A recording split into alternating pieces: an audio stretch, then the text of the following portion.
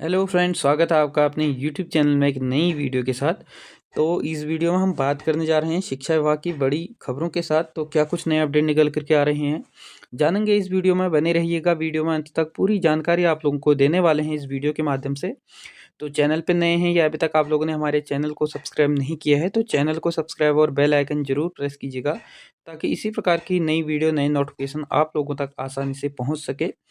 तो वर्तमान में प्रवक्ता भर्ती को लेकर के जो लोगों में भ्रांतियाँ फैली हुई हैं कि क्या इसमें स्क्रीनिंग पेपर होगा या नहीं होगा, क्या मेंस एग्ज़ाम होगा, नहीं होगा। तो इसकी परीक्षा तिथि को लेकर के भी जो है बहुत से सस्पेंस पाए हुए हैं।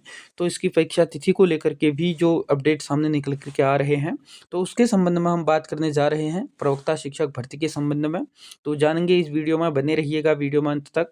साथ ही साथ जो विद्यालयों में शिक्षकों के खाली पद चल रहे हैं वर्तमान में, आप लोग देख ही रहे हैं आए दिन न्यूज़पेपरों के माध्यम से अलग-अलग विद्यालयों में अलग-अलग, यानी कि पूरे उत्तराखंड में आप लोगों को देखने को मिल जाएँगे विद्यालयों में शिक्षकों के पद खाली, तो उसके संबंध में बात करेंगे। साथ ही साथ शासकीय विद्यालयों में भर्ती अपडेट के संबंध में भी बात करने जा रहे हैं। बहुत से लोग इसमें पूछ रहे थे कि सर अशासकीय स्कूलों की भर्ती के संबंध में भी बता दीजिएगा, तो जानेंगे इस वीडियो में।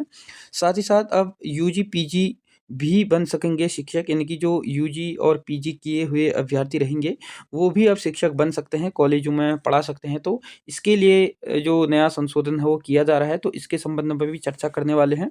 और चीन में जो नया वायरस वर्तमान में फैला हुआ है, तो उसके जो संक्रमण हैं वो भारत में भी देखने को मिले हैं। तो इसके द्वारा जो वायरस है उसकी दस्तक अब भारत में भी हो चुकी है, तो इसके संबंध में भी चर्चाएँ हम करेंगे। तो बने रहिएगा वीडियो में अंत तक, पूरी जानकारी आप लोगों को वीडियो के माध्यम से देने वाले हैं, तो बने रहिएगा वीडियो में अंत तक। शुरू करते हैं शिक्षा विभाग की बड़ी खबरों के साथ। तो आज का न्यूज़पेपर आप लोगों ने पढ़ ही लिया होगा, नहीं पढ़ा है तो रोज़ के newspaper Telegram channel, Telegram group में देखने को मिल जाते हैं। लिंक इसी वीडियो के नीचे डिस्क्रिप्शन पे आप लोगों को देखने को मिल जाएगा।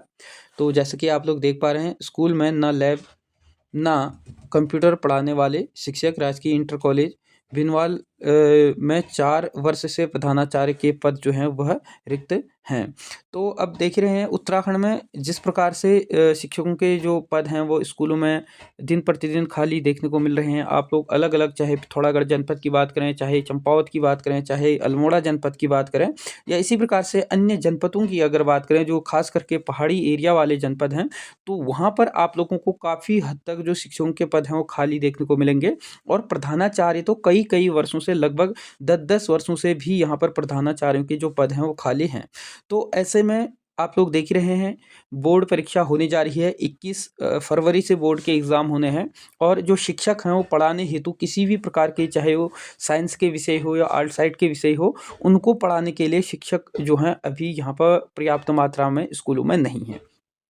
तो ऐसे में आप लोग देख ही रहे हैं कि दिन प्रतिदिन जो छात्र संख्या है, वर्तमान में छात्र संख्या सरकारी स्कूलों की घटने का जो मेन कारण है वो यही है कि यहाँ पर जो शिक्षक हैं उनकी भारी कमी देखने को मिल रही है। तो ऐसे ही देख पा रहे हैं आप लोग कि 11 शिक्षकों के रिक्त पद होने पर पढ़ाई हो रही है प्रभावित, यानी कि एक-एक स्कूल में 11-11 शिक्षकों के पद जो है खाली पड़े हुए हैं।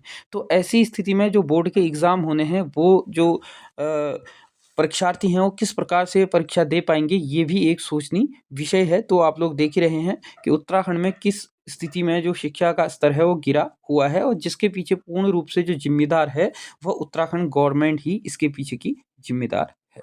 अल्मोड़ा जनपद में तो आप आए दिन देखते रहते हैं न्यूज़पेपरों के माध्यम से, अलग-अलग इंटर कॉलेजों में आप लोग जो पद हैं वो खाली देखने को मिलते हैं। इसी के क्रम में आप लोग देख पा रहे हैं जीआईसी श्रीखेत में भी शिक्षकों के 3 पद रिक्त हैं, और विद्यार्थियों को बोर्ड परीक्षा की तैयारी करने में आ रही हैं दिक्कतें। तो इसी प्रकार से ये सिर्फ एक स्कूल या एक इंटर कॉलेज का मामला नहीं है, ये उत्तराखंड के उन पहाड़ी प्रत्येक स्कूलों का मामला है जहाँ पर शिक्षक विहीन है स्कूल, यानी कि शिक्षक जो मुख्य मुख्य विषय हैं जैसे गणित हो गए, विज्ञान हो गए, और आर्ट साइड के भी कुछ विषय ऐसे हैं जैसे इकोनॉमिक्स होगी, नागरिक शास्त्र हो गया, इतिहास हो गया, ऐसे विषय पढ़ाने हेतु यहाँ पर जो शिक्षक हैं उनकी भारी आप लोगों को कमी देखने को मिल रही है। और लगभग 6-6, 7-7 सालों से प्रधानाचार्यों की तो यहाँ पर तैनाती हुई ही नहीं है।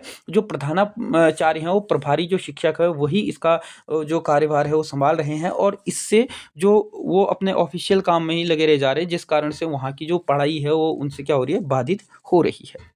बोर्ड में कमजोर रहे छात्रों की होगी स्क्रीनिंग, रेटिंग सुधारने कई कवायद और कॉपियों की हो रही है जांच, शीत अवकाश के दौरान अलग से होगी पढ़ाई। यानी कि जो बोर्ड वाले परीक्षार्थी हैं, विद्यार्थी हैं, उनको शीतकालीन अवकाश के दौरान भी अलग से उनको पढ़ाया जाएगा और इसमें उनकी जो प्री बोर्ड पेपर होने जा रहे हैं उसमें उन अभ्यर्थियों, उन जो विद्यार्थी रहेंगे, उन सभी की इसमें स्क्रीनिंग की जाएगी।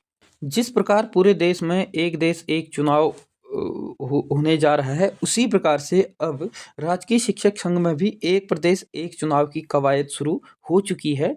तो इसके तहत में प्रांतीय नेतृत्व ने संविधान संशोधन कर शासन को इसका प्रस्ताव भेज दिया है।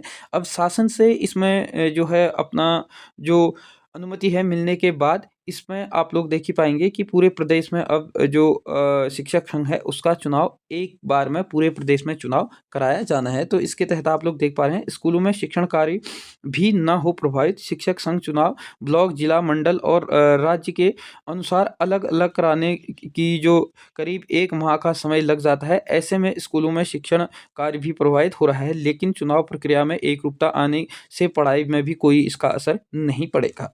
तो इसमें अब एक प्रदेश एक चुनाव की कवायद जो है वो शुरू होने जा रही है। शासन को इसका प्रस्ताव भेज दिया गया है। जैसे ही प्रस्ताव स्वीकृत हो जाता है तो उसके बाद पूरे प्रदेश में एक ही साथ शिक्षक संघ का चुनाव कराया जाएगा। उच्चीकृत होने वाले जूनियर हाई स्कूल से नहीं हटेंगे शिक्षक, 3 पद जूनियर हाई स्कूल के शिक्षकों के लिए बने रहेंगे।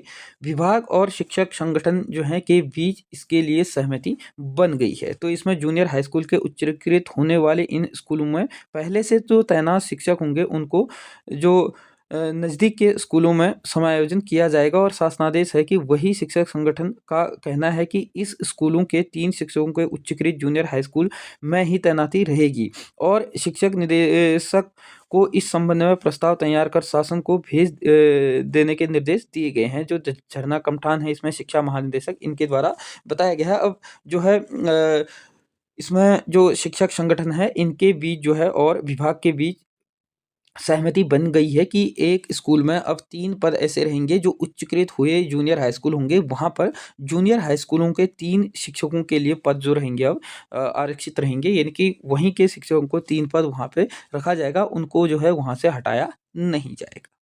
युवा संघ ने प्रवक्ता भर्ती परीक्षा की तिथि बढ़ाने की मांग उठाई।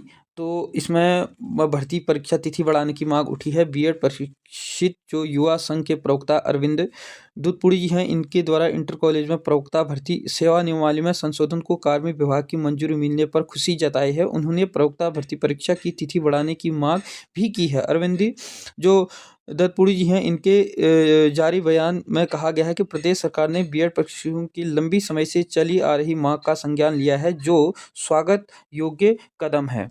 कहा है कि विषयवार परीक्षा होने से विषय के अच्छे जानकार शिक्षक मिलेंगे। उन्होंने मांग की है कि जो आदर्श आचार संहिता खत्म होने के बाद इस मामले में कैबिनेट में लाकर के शासनादेश जारी किया जाए और कहा कि प्रदेश में प्रवक्ता भर्ती की विज्ञप्ति जारी हो चुकी है और अभ्यर्थी की जो तैयारी है वह पर्याप्त अवसर मिल सके, इसके लिए परीक्षा तिथि में बदलाव किया जाए और इसको आगे बढ़ाया जाए। तो अब परीक्षा तिथि को आगे बढ़ाने को लेकर के जो है मांग उठी है। तो वर्तमान में उत्तराखंड में आप लोग देख ही रहे हैं आचार संहिता लगी हुई है।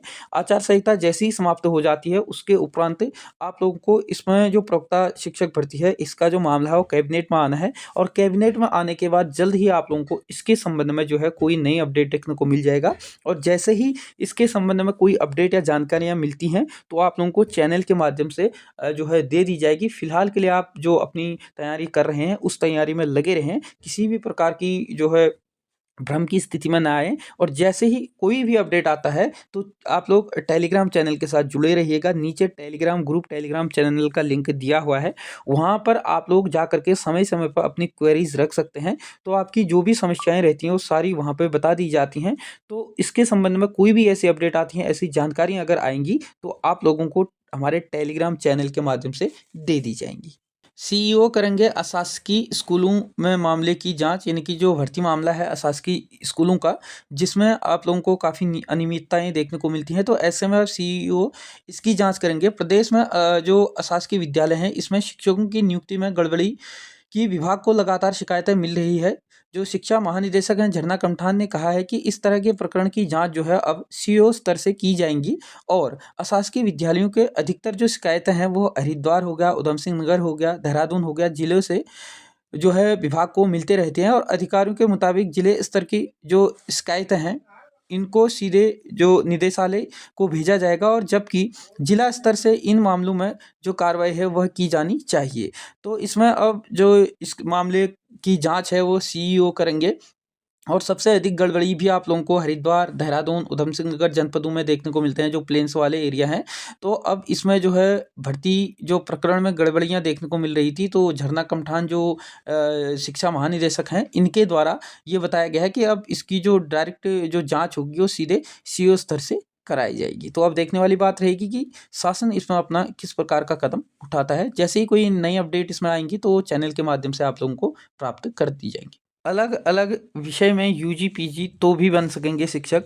यूजीसी जो रेगुलेशन है 2025 के जो मौजूदा मसौदा है उसमें जो है बदलाव किया जा रहा है। अब अलग अलग विषय में अगर आप लोगों ने पीएचडी वाले या अलग अलग विषय में यूजी या पीजी किया होगा तो भी शिक्षक बन सकेंगे। पहले यूजी पीजी और पीएचडी एक ही विषय से होनी जरूरी होती थी, लेकिन राष्ट्रीय जो शिक्षा नीति है 2020 के तहत आप लोगों को अब विश्वविद्यालयों में शिक्षक बनने हेतु जो लचीलापन है वह देखने को मिलेगा, जिसमें अब अलग अलग विषय में भी अगर जो है यूजी या पीजी किया होगा तो भी जो है अब शिक्षक बन सकेंगे। इसके लिए जो मसौदा है वह तैयार हो चुका है। चीन के बाद एचएमपीवी की भारत में दस्तक। इनकी जो चीन में वायरस वर्तमान में फैला हुआ है उसने भारत में इसमें दस्तक दी है। 5 संक्रमित बच्चे जो हैं इसमें मिले हैं, सभी की हालत जो स्थिर है और स्वास्थ्य मंत्रालय ने कहा है कि घबराने की ज़रूरत नहीं है।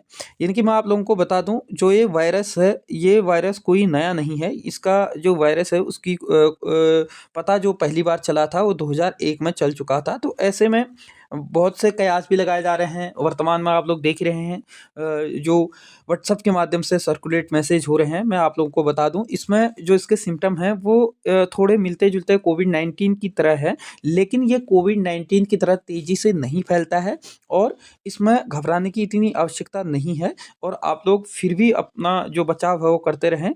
और जो ये रोग है वो इतना खतरनाक नहीं है जितना कोविड-19 था, तेज़ी से फैलता था। ये इतनी तेज़ी से नहीं फैलता है, लेकिन फिर भी आप लोग अपनी सुरक्षा स्वयं रखें और संक्रमित जो व्यक्ति हैं वो इसमें जो सिम्पटम उसमें दिखाई देते हैं वो खाँसने के, छींकने के और छूने, हाथ मिलाने से ये संक्रमण जो है वो फैलता है। तो ऐसे में मास्क लगा कर के रहें और अपनी जो है खुद सुरक्षा स्वयं करें। तो फिलहाल के लिए जो ये वायरस है इसके अभी 5 जो बच्चे हैं वो संक्रमित बच्चे वर्तमान में भारत में मिले हैं और जो इसकी जो स्थिति है इतनी गंभीर नहीं है। स्थिति उनकी हालत जो है वो स्थिर बताई जा रही है।